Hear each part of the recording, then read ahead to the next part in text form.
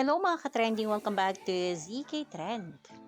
Talaga namang we stand the right artist at love team. Grabe na talaga itong ating Donnie Pangilinan at Bel Mariano at muli ngang nakakaisa sa Trillion Peso March sa Luneta ngayong araw. At grabe rin ang ating Donnie Pangilinan dahil straight from Lucky Tipping nga from Bicol ay talaga namang pumunta pa sa Luneta para nga personal na dumalo sa naturang Trillion Peso March.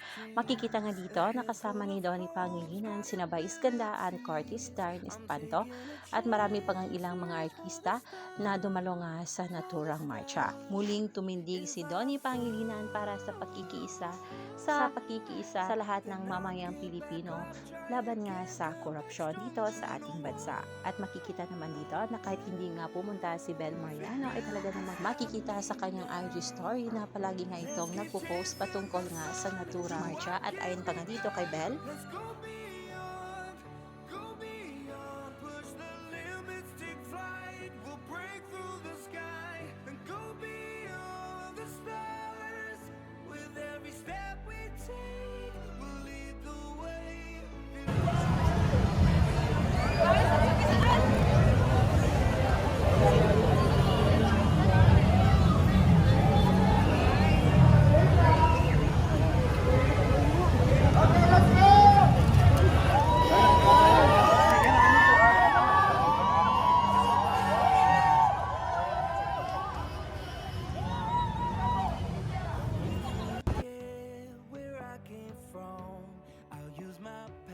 to build my future.